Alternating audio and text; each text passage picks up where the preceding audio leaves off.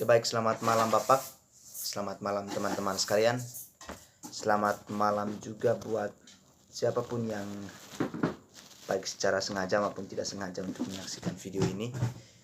Melalui ruang virtual ini saya mengucapkan selamat malam dan selamat bertemu untuk ke teman-teman yang mungkin baru bertemu dengan saya, dan untuk teman-teman yang sudah bertemu sebelumnya, saya menyampaikan ucapan selamat bertemu kembali. Ya, harapan saya bahwa semoga teman-teman tetap berada dalam keadaan sehat walafiat, dan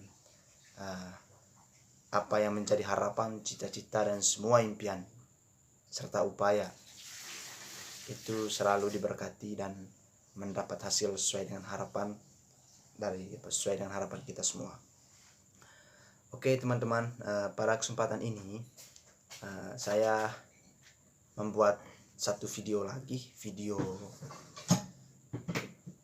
ke-12 dari buku ke-12 mata kuliah Sosiologi Terapan. Oke, pada mata kuliah Sosiologi Terapan ini kami seperti biasanya diminta untuk membuat video, dan dalam video itu nanti akan menjelaskan secara lebih terperinci, lebih ringkas saja mengenai keseluruhan dari situ buku yang telah dibahas, yang telah disajikan kepada kami. Oke, dan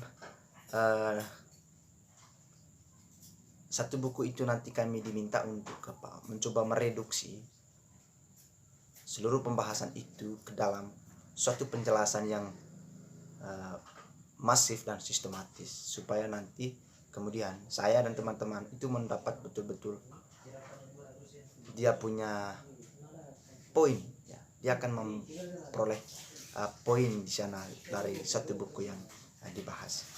Oke, pada kesempatan ini teman-teman, sebelum saya melangkah lebih jauh, saya ingin memperkenalkan diri di hadapan teman-teman sekalian. Nama saya Yasintus Elva Darman.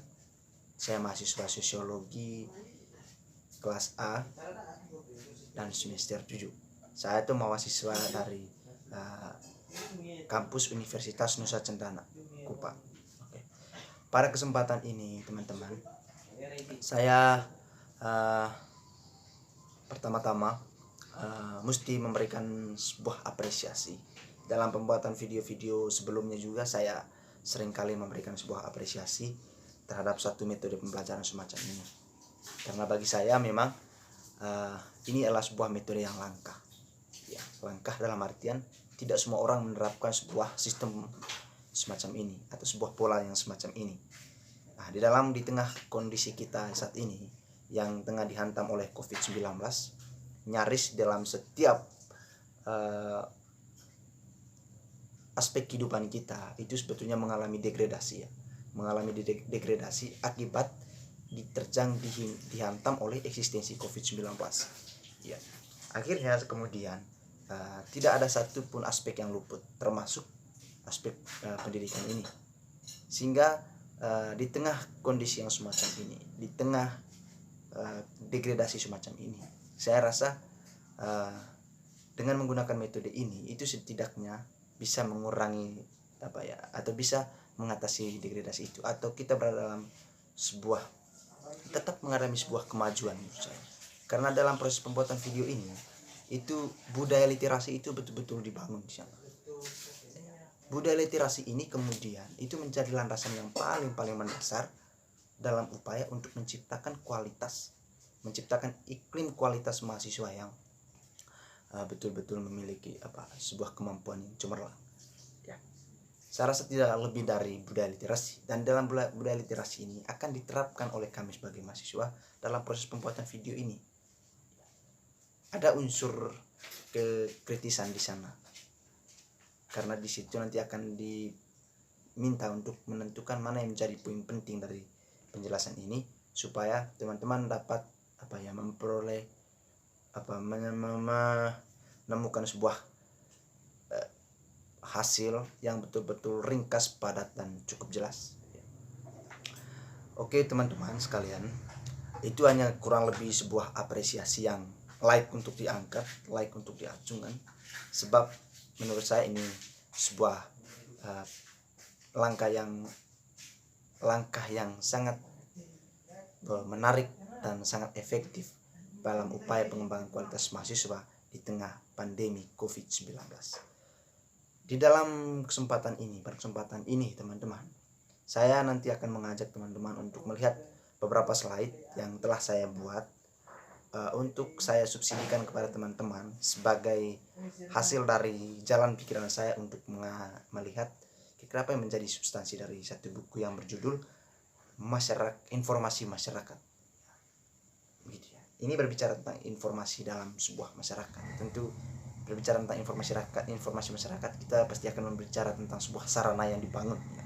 Sebuah bahasa simbolik yang dibangun, dan berbagai macam hal lainnya yang memiliki relevansi atau keterkaitan. Oke, teman-teman sekalian, ada beberapa slide. Yang pertama, di sini dijelaskan bahwa informasi masyarakat dengan informasi ekonominya terjadi sebagai hasil evaluasi industri, bukan sebagai hasil revolusi informasi, bukan.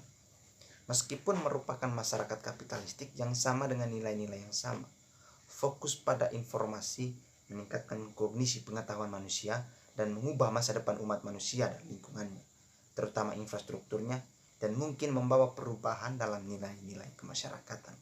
Itu menuju kepada sebuah perubahan terhadap nilai-nilai kemasyarakatan, ya, dengan berbagai macam pembangunan infrastruktur di dalam lingkungan, terutama berkaitan dengan nilai-nilai dalam kehidupan masyarakat. Nilai-nilai itu merupakan sebuah infrastruktur untuk menciptakan sebuah perubahan iklim dalam masyarakat itu sendiri.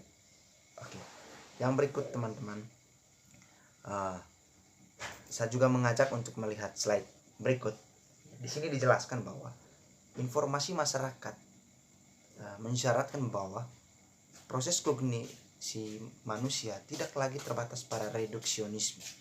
Pengetahuan manusia itu tidak lagi terbatas pada bagaimana kita meringkas, ya, mekanisme dan analisis. Tidak. Proses dalam masyarakat baru ini bisa lebih terbuka, dia lebih fleksibel, lebih transparan, ya, lebih ekspansif dalam menghasilkan ide dan solusi yang diusulkan oleh fokus atau tujuan dari sistem thinking yang lebih baik.